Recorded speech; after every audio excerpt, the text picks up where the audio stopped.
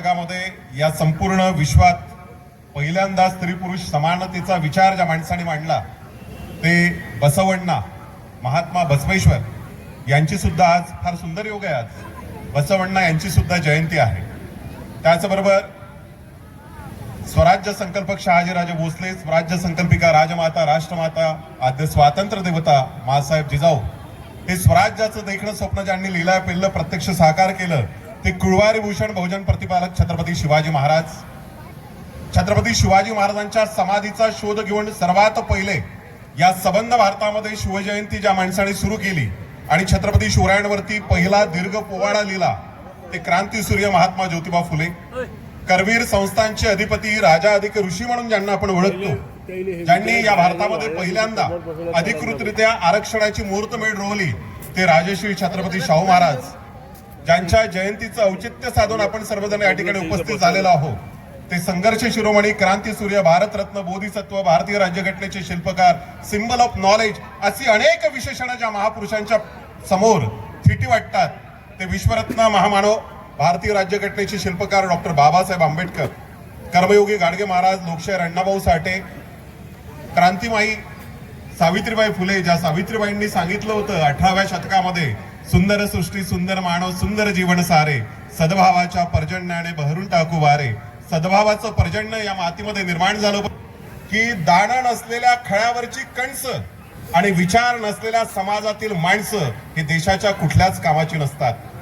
या ठिकाणी विचार असलेली माणसं आहेत म्हणून एवढ्या ताकदीने ही जयंती साजरी होते आहे आणि ज्यांच्या मार्गदर्शनात ही जयंती साजरी होते आहे ते या मतदारसंघाचे माजी आमदार आदरणीय प्राध्यापक वीरेंद्र जगताप साहेब, त्याचबरोबर या शिवशाहू फुले आंबेडकर जयंती उत्सव समितीचे सन्माननीय अध्यक्ष आमचे सन्मित्र आदरणीय डॉक्टर वाघ सर, या प्रज्ञामंचावरती विराजमान सर्व रक्ताचे नव्हे तर विचारांचे वारसदार असलेले सर्व महानुभाव आणि या प्रज्ञामंचाच्या समोर उपस्थित सर्व छत्रपती शिवरायांच्या, डॉक्टर बाबासाहेब आंबेडकरांच्या, महात्मा ज्योतिबा फुल्यांच्या वैचारिक वारसदारांनो, जिजाऊ, रमाई, सावित्री, अहिल्याराणी, ताराराणी, येसूराणींच्या सर्व लाडक्या लेकींनो, तुम्हा सर्वांना प्रवीणचा सप्रेम जय जिजाऊ, जय शिवराय, जय भीम. सेवा झाला हे आपल्याला ज्ञात नसायचं. वर्षातनं एकदा तरी आपण आपल्या आजी वडिलांचं, आई वडिलांचं, पंजाचं, आजाचं स्मरण करावं, त्यांच्या स्मृतींचं जतन करावं आणि म्हणून अशा प्रकारे ही संस्कृती सर्व पितृमोक्षमावशा या दिवशी आपण सर्व आपल्या पितरांचं स्मरण करत असतो. पण जेते नाही अन्न आणि मेल्यावरी पिंडदान हे तो चाळवा चाळवीचे कारण केले आपणाशी आपण तुकोबांचा अभंग आहे. जिवंतपणेच आपण आपल्या आई वडिलांची सेवा करूया आणि तेच खऱ्या अर्थाने कर्तव्य आहे. सर्व पितृ अमावस्येच्या सुद्धा मनापासून तुम्हाला सर्वांना शुभेच्छा देतो. नुकतंच मार्च महिन्यामध्ये महारच्या चौदार तळ्याच्या सत्याग्रहाला 99 वर्ष पूर्ण झाली आणि शताब्दी वर्षामध्ये आपण पदार्पण केलेलं आहे. क्रांतीसूर्य महात्मा ज्योतिबा फुले यांच्या सुद्धा 199व्या जयंतीला आपण 11 एप्रिलला सबंध भारतामध्ये साजरी केली आणि त्यांचं द्विशताब्दी वर्ष सुरू झालेलं आहे. वर्षभर साधारणतः संपूर्ण भारतामध्ये 200 व्याख्यानं करण्याचा संकल्प आमच्या सर्व मित्र परिवाराने केलेला आहे महात्मा ज्योतिबा फुल्यांच्या विचारांचा जागर करण्याकरता. कारण महात्मा ज्योतिबा फुले यांची 200वी जयंती. त्याचबरोबर या आपल्या अमरावती जिल्ह्यामध्ये खराटा आणि खंजेरीच्या निनादात चालतं बोलतं लोकविद्यापीठ असणारे कर्मयोगी गाडगे महाराज यांची 150वी जयंती ही सुद्धा आहे. म्हणजे शतकोत्तर सुवर्ण महोत्सव गाडगे महाराजांच्या जयंतीचा, द्विशताब्दी वर्ष महात्मा ज्योतिबा फुल्यांचा. आणि केवळ चौदार तळ्याचा सत्याग्रह हा पाण्यासाठीचा सत्याग्रह नाहीये. 20 मार्च 1927ला डॉक्टर बाबासाहेब आंबेडकर रायगडाच्या पायथ्याशी असणाऱ्या चौदार तळ्यावरती जाऊन त्या तळ्यामध्ये उतरतात आणि उंजळभर पाणी हातामध्ये घेतात, पाणी प्राशन करतात आणि त्यानंतर बाबासाहेबांचं जे भाषण आहे, डॉक्टर बाबासाहेब आंबेडकर म्हणतात की बांधवांनो आणि भगिनींनो, हा संघर्ष केवळ आणि केवळ पाण्याकरता नाहीये. हे पाणी म्हणजे अमृत नाहीये. हे अमृत प्राशन केल्याने माझा अस्पृश्य समाज, माझा दलित समाज हा अमर होणार नाहीये. हा संघर्ष मानव मुक्तीचा आहे, हा मानवतेचा संघर्ष आहे. अरे या देशातल्या पाणवठ्यावरती कोल्या कुत्र्या लांडग्यांना सुद्धा पाणी पिण्याचा अधिकार आहे, परंतु या देशातल्या मनवादी व्यवस्थेने, या देशातल्या जात पितृसत्ताक व्यवस्थेने माणसाला माणूस म्हणून सुद्धा स्वीकारणं अमान्य केलं आणि या व्यवस्थेच्या विरोधातला हा यलगार आहे. अशा प्रकारचं भाषण डॉक्टर बाबासाहेब आंबेडकरांचं 20 मार्च 1927ला त्या चौदार तळ्याच्या सत्याग्रहाला झालेलं होतं. आणि म्हणून याचं अधपतन किती व्हावं. आम्ही शिवशाहू फुले आंबेडकरांचा महाराष्ट्र म्हणतो. या प्रज्ञामंचावरती दुसऱ्यांदा येण्याचं भाग्य मला लाभलंय. मागल्या वेळेस सुद्धा अत्यंत सुंदर स्टॅच्यू या ठिकाणी छत्रपती शिवाजी महाराज, शाहू महाराज, बाबासाहेब आंबेडकर, क्रांतीसूर्य महात्मा ज्योतिबा फुले यांचे अत्यंत देखणे आणि केवळ स्टॅच्यू नाही, प्रतीकांची पूजा करणारी नाही तर त्या प्रतीकांच्या पाठीमागे असणाऱ्या प्रतिमेचं पूजन करणारी माणसं या प्रज्ञामंचावरती असतात. आनंद वाटतो. परंतु या शाहू फुले आंबेडकरांच्या महाराष्ट्राचं अधपतन किती खाली जावं, कुठपर्यंत या समाजाचा स्तर घसरावा.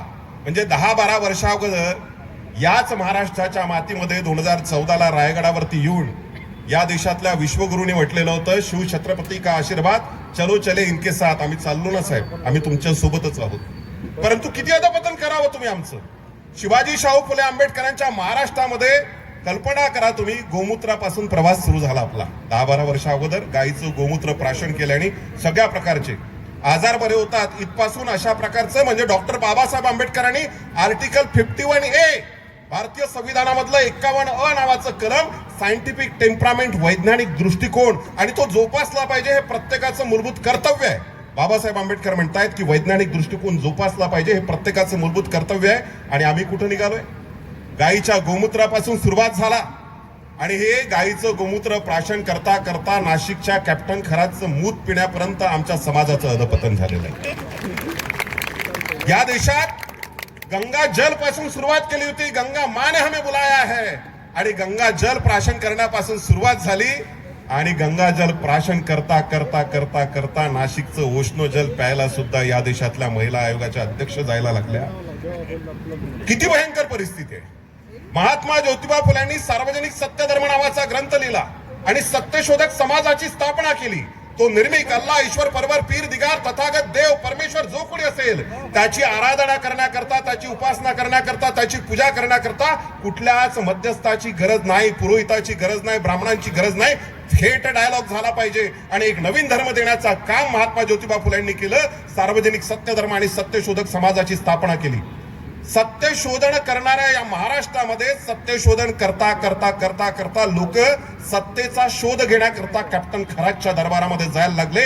39 आमदार तिथपर्यंत जाऊन पोहोचतायत. या महाराष्ट्राचं इतकं अधपतन व्हावं. शाहू फुले आंबेडकरांच्या विचारांना म्हणजे माहितीये का, गले में माला पहनाने की, महापुरुषांच्या विचारांच्या गळ्यामध्ये हार टाकायचे आणि विचारांना मात्र मूठ माती द्यायची, त्यांच्या प्रतिकांना हार टाकायचे आणि विचारांना मूठ माती द्यायचं. हे एक मोठं षडयंत्र चालू आहे. आणि आम्हाला सांगितलं जातं उठसूट कोणीतरी उठतो आणि कोणीतरी ज्ञान पाजायला लागतो. परवा याच महाराष्ट्रामध्ये 8 दिवसा अगोदर बाबासाहेब आंबेडकरांची जयंती आली की कोणीतरी काहीतरी स्टेटमेंट करतं. तो शरद पोंक्षे नावाचा कोणीतरी ऍक्टर आहे म्हणतो. तो काय बोलला माहितीये, काय बरगळला? तो म्हणला की या लोकांनी मनुस्मृती वाचलीच नाही. मनुस्मृती वाचली असती तर रायगडाच्या पायथ्याशी जाऊन यांनी मनुस्मृती जाळली नसती. कोण म्हणलं? शरद पोंक्षे. आज या चांदूरवासियांच्या आणि या प्रज्ञावंचाच्या साक्षीनं त्या शरद पोंक्षेला आणि त्याच्या तमाम पिल्लावळीला ठासून सांगितलं पाहिजे आपण, अरे तुझ्या बापानं आणि तुझ्या आजानं जेवढी पुस्तकं पाहिली नव्हती त्यापेक्षा कितीतरी जास्त पुस्तकं माझ्या बापाने, माझ्या भीमरावांनी, माझ्या बाबासाहेब आंबेडकरांनी वाचून काढली होती. आणि हरामखोरा तू आम्हाला सांगतोय मनुस्मृती वाचली नव्हती. ही मनुस्मृती काय सांगते आम्हाला?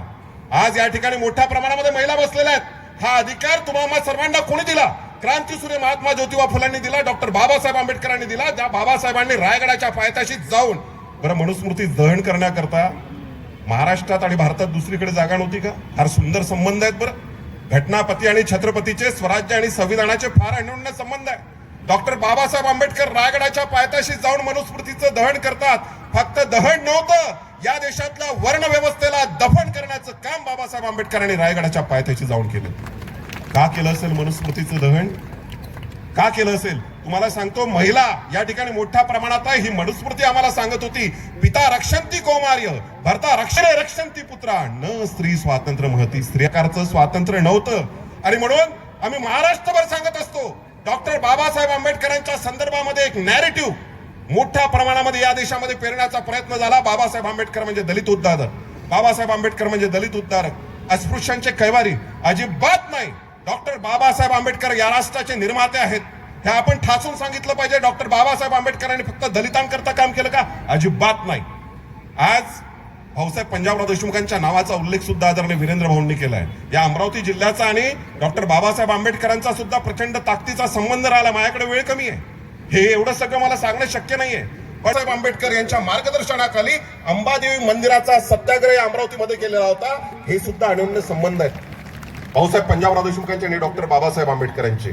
कॉन्स्टिट्युशनल असेंब्लीमध्ये ज्यावेळेस भाऊसाहेब पंजाबराव देशमुख आणि डॉक्टर आहे, मी ओबीसी बांधवांकरता सांगतोय, भाऊसाहेब पंजाबराव देशमुखांना वाटायचं की या भारतातला तेली, माळी, कोळी, कुणबी, कोस्टी हा संपूर्ण जो ओबीसी हा सुद्धा मागासलेला आहे, हा सुद्धा नाडवला गेलेला आहे, याला सुद्धा अस्पृश्य म्हणून हिणवला गेलेला आहे. छत्रपती शिवाजी महाराजांचा राज्याभिषेक नाकारला होता. का नाकारला होता? यामध्ये परशुरामानी पूर्णच्या पूर्ण पृथ्वी ही निशस्त्रीय केलेली आहे. आता इथे कोणी क्षत्रिय शिल्लक नाहीये आणि म्हणून तुला राज्याभिषेकाचा अधिकार नाही म्हणून छत्रपती शिवाजी महाराजांचा राज्याभिषेक नाकारला. करवीर संस्थांचे अधिपती असलेल्या छत्रपती शाहू महाराजांकरता वेदोक्त मंत्र म्हटले नाहीत, पुराणोक्त मंत्र म्हटले गेले. म्हणून या देशातल्या क्षत्रियांना सुद्धा छळल्या गेलं, भाऊसाहेबांना माहिती होतं.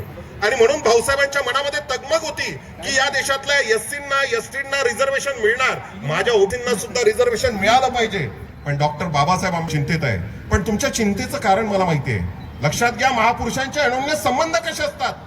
डॉक्टर बाबासाहेब आंबेडकर भाऊसाहेब पंजाबराव देशमुखांना म्हणतात, तुमच्या मनामध्ये जी चिंता चालू आहे ती चिंता मला कळते. तुम्हाला वाटतंय ना ओबीसींचं काय झालं पाहिजे, ओबीसींकरता रिझर्वेशन असलं पाहिजे. भाऊसाहेब मी तुम्हाला सांगतोय, भारतीय संविधानामध्ये आर्टिकल 340 ओबीसींचं रिझर्वेशन मी पहिल्यांदा आणलं. आर्टिकल 341 शेड्यूल ट्राईबचं रिझर्वेशन नंतर आणलं आणि आर्टिकल 342 शेड्यूल कास्ट रिझर्वेशन तिसऱ्यांदा आणलं. डॉक्टर बाबासाहेब आंबेडकरांनी पहिलं रिझर्वेशनचं अमेंडमेंट कोणासाठी केलं? ओबीसींसाठी केलं ना. डॉक्टर बाबासाहेब आंबेडकरांनी 341 शेड्यूल ट्राईबचं नंतर आणि शेड्यूल कास्टचं त्यानंतर आणलेलं आहे. परंतु जाणीवपूर्वक तुम्हाला सर्वांच्या डोक्यामध्ये पेरण्यात आलं की डॉक्टर बाबासाहेब आंबेडकरांचा जन्म हा फक्त दलित उद्धाराकरता नाहीये. मी तर ठासून सांगतो, ब्राह्मणांच्या घरातल्या स्त्रियांनी सुद्धा आपल्या देवाऱ्यामध्ये डॉक्टर बाबासाहेब आंबेडकरांचाच फोटो ठेवला पाहिजे. कारण तुमच्यावरती सुद्धा अनन्य उपकार बाबासाहेब आंबेडकर, महात्मा ज्योतिबा फुलेंचे. तुम्हाला माहितीये, महात्मा ज्योतिबा डोक्यात भीम माझ्या आणि रक्तामध्ये शिवाजी, डोक्यात भीम माझ्या आणि रक्तामध्ये शिवाजी. आम्ही आमच्या डोक्यामध्ये डॉक्टर बाबासाहेब आंबेडकरांचं संविधान आणि जनुकांमध्ये, रक्तांमध्ये, धमनामध्ये छत्रपती शिवाजी महाराजांच्या स्वराज्याचा संकल्प घेऊन, स्वप्न घेऊन जगतो आहोत. आणि म्हणून त्या सर्वांना सांगितलं पाहिजे, लढाई लक्षात घ्या. क्रांती धनगराच्या घरातली आहे आणि एक मुलगी मराठ्यांच्या घरातली आहे. मग महात्मा ज्योतिबा फुलेंनी कुणाला मदत केलेली? ब्राह्मणांच्या घरातल्या स्त्रियांना. अरे या देशातल्या वर्ण व्यवस्थेने, या देशातल्या मनुस्मृतीने ब्राह्मणांच्या, सवर्णांच्या, अभिजनांच्या घरातल्या महिलांना सुद्धा शिक्षणाचा अधिकार पूर्णतः नाकारलेला आहे. उंबरठा ओलांडण्याचा अधिकार पूर्णतः नाकारलेला आहे. हा अधिकार प्रदान करण्याचं काम क्रांतीसूर्य महात्मा ज्योतिबा फुले, सावित्री यांनी केलं, डॉक्टर बाबासाहेब आंबेडकरांनी केलं. आणि म्हणून या देशातल्या सवर्णांच्या घरातल्या महिलांनी सुद्धा बाबासाहेब आंबेडकरांनी डोक्यावर घेतलं पाहिजे. हे मूल्य काय होतं माहितीये का? पराकोटीची विद्वत्ता आहे, पराकोटीची विद्वत्ता. 32 डिग्र्या आहेत बाबासाहेब आंबेडकरांकडे, 32 डिग्र्या. भारतात कोणी शिकला नसेल, कोलंबिया विद्यापीठामध्ये डॉक्टर बाबासाहेब आंबेडकरांचा स्टॅच्यू आहे, पुतळा आहे. त्या पुतळ्याच्या खाली काय लिहिलेलं आहे? Symbol of knowledge. ज्ञानाचं प्रतीक म्हणजे बाबासाहेब आंबेडकर आहे. ज्ञानाचं प्रतीक म्हणजे बाबासाहेब आंबेडकर आहे. त्या डॉक्टर बाबासाहेब आंबेडकरांच्या डोक्यामध्ये फेटा बांधण्याचं काम एक छत्रपती करतोय. आणि बाबासाहेब आंबेडकर त्यानंतर म्हणतायत, महाराज तुम्ही आज आमच्या डोक्यावरती जो फेटा घातलेला आहे, हा छत्रपतीने घातलेला फेटा आहे. या फेटाचा आजन्मी मी ऋणी राहील, त्याचा सन्मान करेल. हे संबंध आहेत. तुम्हाला माहितीये, राजर्षी शाहू महाराजांचा जो मुलगा आहे त्याचं नाव आहे दुसरा राजाराम. राजर्षी शाहू महाराजांच्या मुलीचं नाव आहे अक्का राणी बाईसाहेब. राजर्षी शाहू महाराज जे आहे ना कोल्हापूर संस्थानचे, त्यांच्या मुलीचं नाव आहे अक्का राणी बाईसाहेब आणि मुलाचं नाव आहे दुसरा राजाराम. कारण पहिला राजाराम म्हणजे छत्रपती शिवाजी महाराजांचा मुलगा. शाहू महाराजांच्या मुलाचं नाव आहे दुसरा राजाराम. हे राजाराम आणि अक्का राणी बाईसाहेब डॉक्टर बाबासाहेब आंबेडकरांना कधीच बाबासाहेब म्हणायचे नाही, डॉक्टर म्हणायचे नाही. काय म्हणायचे माहितीये? मामा. काऊन मामा म्हणायचे? राजर्षी शाहू महाराज कोल्हापूर संस्थानचा छत्रपती रमाईला राखी बांधत, रमाई छत्रपती शाहू महाराजांना राखी बांधायची. बहीण भावांचं नातं या देशातल्या महार मराठ्यांमध्ये होतं आणि त्यांच्यामध्ये वाद निर्माण केला जातो साहेब, त्यांच्यामध्ये वाद निर्माण केला जातो. म्हणून भयंकर परिस्थिती आज या देशातली आहे. आपण बोललं पाहिजे. खालीतनं सुद्धा गॅस काढला, आपण सगळ्यांनी बघितलं. आणि या देशातल्या बुवा बाबूंना, सगळ्या दिदी अम्मा टम्मा गंडे धागे दोरे बांधणाऱ्यांना मोकळी सूट देऊन टाकली. त्यांना कळलं की आपल्याच जमातीतला माणूस आलेला आहे, आता मोकळे सुटलेत. आणि म्हणून उत्तर भारतातले सगळे लोक, आता परवा काल संसदेमध्ये प्रचंड गरम चर्चा झाली आणि डॉक्टर बाबासाहेब आंबेडकरांचं ती चर्चा पाहत असताना मिनिटाला दर तासाला आठवण येत होती डॉक्टर बाबासाहेब आंबेडकर 1951ला या देशातल्या पहिल्या संविधानाच्या सभेमधनं, पहिल्या कॅबिनेटमधनं आपल्या कायदेमंत्री पदाचा त्याग करतात. कशा करतात माहितीये? Hindu code bill. बाबासाहेब आंबेडकर म्हणतायत की संविधान निर्माण करणं हे जेवढं महत्वाचं होतं त्याचबरोबर या देशामध्ये हिंदू कोड बिल लागू करणं, या देशातल्या महिलांच्या मुक्तीचा मार्ग देणं हे सुद्धा तितकंच महत्वाचं आहे. आणि या संसदेच्या पटलावरती महिलांच्या करता हिंदू कोड बिल येणार नसेल तर मी या संसदेमध्ये राहणार नाही. पंडित नेहरूंनी सांगितलं की आम्ही हिंदू कोड बिल मंजूर करू, थांबा तुम्ही. पण बाबासाहेब आंबेडकर थांबले नाही आणि पंडित जवाहरलाल नेहरूंनी हिंदू कोड बिलला 4 भागामध्ये डिवाइड करून नंतरच्या काळामध्ये पूर्णता मंजूर करून घेतली. बांधवांनो, आपण जे गाणं म्हणतो ना, मी खातो त्या भाकरीवर बाबा तुझीच सही आहे र, म्हणतो की नाही, तर ही सही ओरिजिनल आहे. ही सही का बरं आहे? आपल्याला मॅटर्निटी लिहू, या देशातल्या महिला जर प्रेग्नंट राहिला तर 6 महिन्याची रजा कोणी दिली आपल्याला? बाबासाहेब आंबेडकरांनी दिली. 7/12 50% हक्क मागण्याचा अधिकार आम्हाला डॉक्टर बाबासाहेब आंबेडकरांनी दिला. या देशाला स्वतंत्र होतपर्यंत महिलांना आणि पुरुषांना समान वेतन नव्हतं. पुरुषाचा पगार जास्त असायचा, बायाचा पगार, मग ते ब्राह्मणांच्या घरातली असेल, कुंभाच्या घरातली असेल, तेलाच्या माळ्याच्या कोणाच्या घरातली असेल. म्हणून म्हटलं की या देशातल्या सगळ्यात जास्त उपकार बाबासाहेब आणि महात्मा ज्योतिबा फुले, सावित्रीबाई फुलेंचे कुणावर असतील तर ते महिलांवरती आहे. सर्वात जास्त स्त्रियांवरती उपकार केलेले आहे. पुरुषांच्या बरोबरीने पगार नव्हता ना, पण बाबासाहेब आंबेडकरांनी सांगितलं की स्त्रियांना पुरुषांच्या बरोबरीने पगार मिळाला पाहिजे. आज या देशातली मास्तरीण असेल, ग्रामसेवक असेल, तलाठी असेल, पटवारी असेल, कलेक्टर असेल, स्त्रियांना सुद्धा पुरुषाच्या बरोबरीने पगार मिळतो. हे बाबासाहेब आंबेडकरांचे उपकार आमच्यावरती आहे. आम्हाला मिला था मुझे चिथड़े पहने हुए, मैंने पूछा नाम तो बोला हिंदुस्तान है. हे या देशाचं वास्तव झालेलं आहे. महाकुंभमेळा भरतो आणि त्या कुंभमेळ्यामध्ये ठराव घेतला जातो हे संविधान संपवायचं आहे आणि मनुस्मृती पुन्हा लागू करायची आहे. कोणची मनुस्मृती? ज्या मनुस्मृतींनी या देशातल्या वर्णव्यवस्थेला निर्माण केलं, जाती व्यवस्थेला निर्माण केलं, ज्या मनुस्मृतींनी स्त्रियांना सगळे अधिकार नाकारले. बाबासाहेब आंबेडकरांचा संघर्ष कशा करताय? क्रांतीज्योती सावित्रीबाईंचा संघर्ष कसा आहे? त्यागमूर्ती रमाईचा संघर्ष तुम्हाला माहिती आहे? सावित्रीबाई आज तुमच्या आमच्या घरावरती, लक्षात ठेवा, आमच्यावरती एवढे अनंत कोटी उपकार आहेत बांधवांनो, प्रचंड प्रचंड उपकार आहे. कसे उपकार आहे? म्हणजे गंज पेठेतनं आमची सावित्रीबाई निघायची ना, समता भूमीतनं निघायची, भिडेवाड्यातनं म्हणजे सदाशिव पेठेतनं भिडेवाड्याकडे जायची. त्या सावित्रीबाईला दगड गोटे शेड मारला जायचं मायमाऊल्यांनो. बळा रक्त व्हायचं. किती लुगडे बदलावे लागलेत आमच्या मायमाऊलीला, परंतु या देशातली स्त्रिया शिकल्या पाहिजे, साक्षर झाला पाहिजे, याकरता सावित्रीबाई हा एवढा मोठा संघर्ष करत होती, एवढे अट्टहास सहन करत होती. आमच्या घराच्या उंबरठ्यावरती ज्ञानाची पंचगंगा आणण्याचं काम क्रांतीज्योती सावित्रीबाई फुल्यांनी केलं. किती मोठे उपकार आहेत. एवढी मोठी क्रांती झाली बांधवांनो, एवढे भयंकर उपकार आहे. या महामानसांचे पुस्तक वाचना अर्धांगवायूचा झटका गेलेला आहे. आयुष्याच्या उत्तरार्धामध्ये महात्मा फुले 63 वर्ष जगले. महात्मा फुल्यांना माहिती होतं. मला नेहमी प्रश्न पडतो की या एवढ्या मोठ्या महापुरुषांचा जन्म या महाराष्ट्रामध्ये झाला, भारतामध्ये झाला, तरी सुद्धा या देशातल्या बहुजन समाजाची एवढी अवनत अवस्था का? शेतकऱ्यांची एवढी अवनत अवस्था का? की ज्या शेतकऱ्यांचा आसूड महात्मा ज्योतिबा फुल्यांनी लिहिला. शरद जोशींची भाषणं मी लहानपणी ऐकायचो आणि ते नेहमी म्हणायचे की मी म्हणायचो, मला प्रश्न पडतो की शेतकऱ्यांच्या पोरांच्या हातामध्ये आसूड का येत नाही, व्यवस्थेच्या विरोधामध्ये शेतकरी लढत का नाही? तर त्याचं सुंदर उत्तर काय माहिती मित्रांनो? महात्मा ज्योतिबा फुल्यांनी 18व्या शतकामध्ये पहिला ग्रंथ लिहिला, ब्राह्मणांचे कसब. कोणता ग्रंथ लिहिला? ब्राह्मणांचे कसब. मधले नाही आहेत, हे महात्मा फुल्यांनी 18व्या शतकामध्ये सांगितलं. महात्मा फुल्यांना अर्धांगवायूचा झटका गेलेला आहे, परंतु या देशातल्या स्त्रियांना मुक्त करायचं असेल, बहुजनांना मुक्त करायचं असेल, सार्वजनिक सत्य धर्म नावाचा ग्रंथ मी लिहून पूर्ण केला पाहिजे.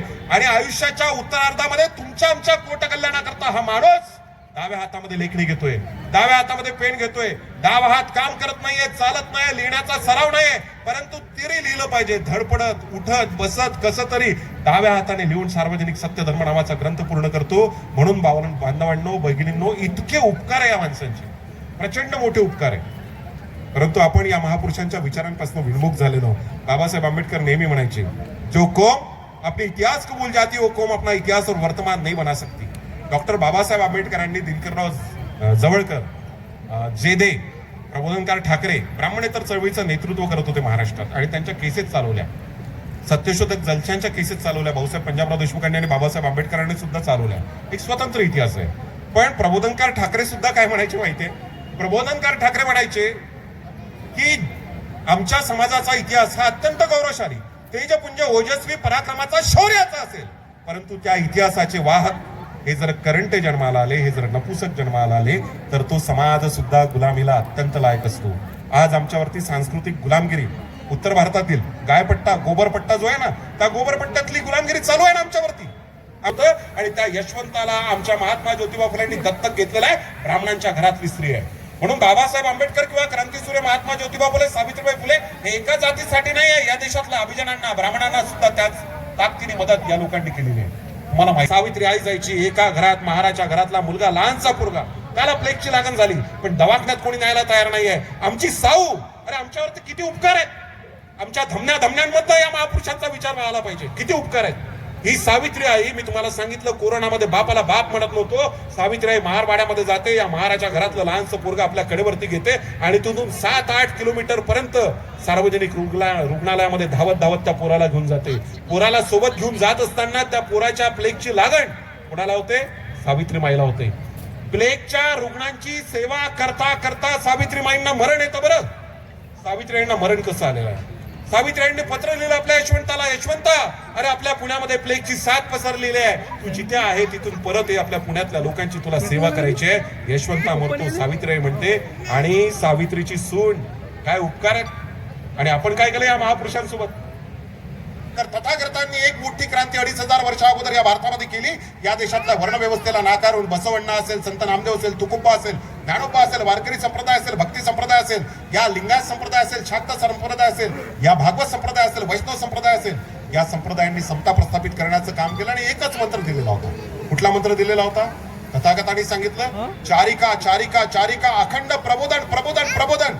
4 माणसं असतील, 40 माणसं असतील, 400 असतील, 4000 असतील, जिथं जाल तिथं या महापुरुषांचा विचार पेरला पाहिजे. हे प्रकाश बीज पेरण्याचं काम मला तर खूप अभिनंदन आणि आनंद करावासा वाटतो. एवढ्या मोठ्या स्वरूपात जयंती आणि पुण्यतिथ्या ऑर्गनाईज होत नाहीत साहेब.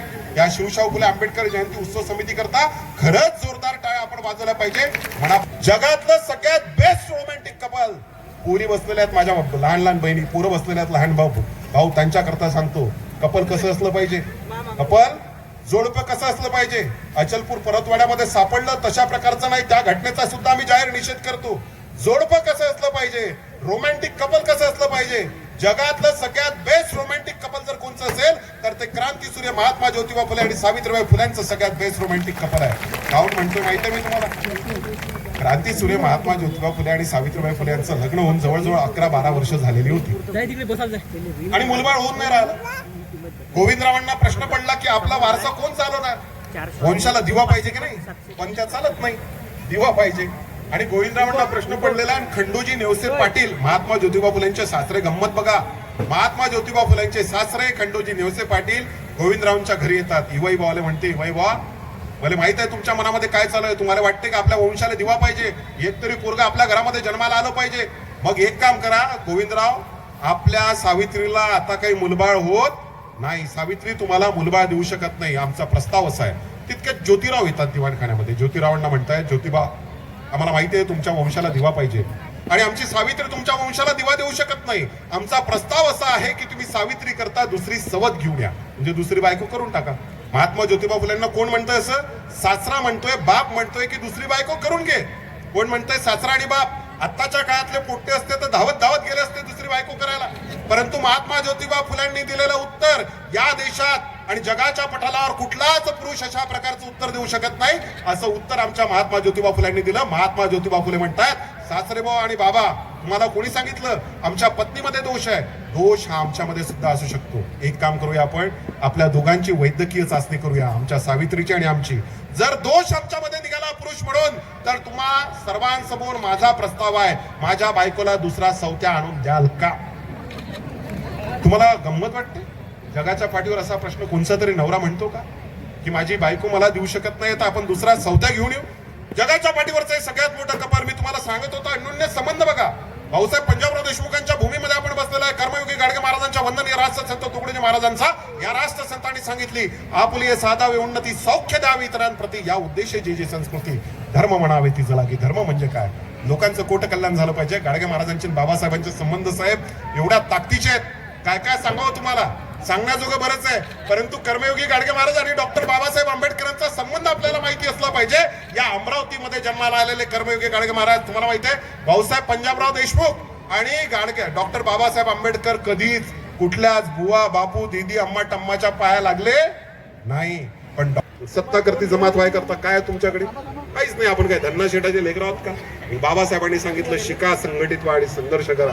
बाबासाहेबांनी मूलमंत्र दिला की शिक्षण हे वाघिणीचं दूध आहे आणि जो कुणी हे प्राशन करेल तो गुरगुरल्याशिवाय राहणार नाही. पण गुरगुरल्याशिवाय राहत नाही बाबासाहेब म्हणत होते. पण बाबासाहेबांना कुठं माहिती 21व्या शतकामध्ये दूध रेशीम बागेतून येणार आहे आणि ते दूध तिकडून यायला लागल्यामुळे आपण गुरगुरणं विसरून गेलेलो, आम्ही लढणं विसरून गेलेलो आहे. बांधवांनो बोलण्याजोगं बरंच आहे पण देतात आणि तो कागद बाबासाहेब आंबेडकरांच्या हातामध्ये देतात. बाबासाहेब आंबेडकर म्हणतात गाडगे बाबा हे काय. गाडगे महाराज म्हणतायत मध्ययुगीन भारतामध्ये या देशातल्या अस्पृश्यांना, दलितांना पंढरीच्या पांडुरंगातल्या बडव्यांनी हाकललेलं होतं. त्याचा प्रतिशोध म्हणून आम्ही पंढरीच्या पांडुरंगाच्या मंदिरासमोर आम्ही चोखामेळा, धर्मशाळा, चोखामेळा अस्पृश्य समाजातला संत आहे त्याच्या नावाने आम्ही धर्मशाळा बांधली आहे. आणि आमची इच्छा आहे की धर्मशाळा तुमच्या पीपल्स एज्युकेशन सोसायटीला, तुमच्या ट्रस्टला मला दान करायची आहे. डॉक्टर बाबासाहेब आंबेडकरांना ही धर्मशाळा गाडगे महाराजांनी दान केली. हे एवढेच संबंध एवढ्या ताकदीचे होते. बांधवांनो बोलण्याजोगं बरंच आहे परंतु गाणे ऐकायचे. मी जाता जाता एवढंच म्हणेन, मी सर्वांच्या समोर सादर करणाऱ्या बांधवांना एवढंच म्हणेन, निर्मिका मज इतके वरदान दे. परमेश्वराला तर आम्ही वरदान मागतोय. अरे निर्मिका मज इतके वरदान दे, संघर्षाचे माझ्या खात्यात अनुदान द्या. किती संघर्ष करावा लागला तरी चालेल. शिवाजी शाहू फुले आंबेडकरांचा विचार वारसा आमच्या जनुकांमध्ये आहे. निर्मिका मज इतके वरदान दे, संघर्षाचे माझ्या खात्यात अनुदान दे. मी मुक्यांना समतेची भाषा. आमचे बाबासाहेब मुक्यांचे मुकानायक झाले होते. मी मुक्यांना ही शिकवेल समतेची भाषा. फक्त बाबासाहेब आंबेडकरांचे संविधान तेवढे माझ्या हातात दे. फक्त बाबासाहेब आंबेडकरांचे संविधान तेवढे माझ्या हातात दे. आणि समारोप करताना एवढंच म्हणेन, माझी कविता सादर करतो आणि थांबतो.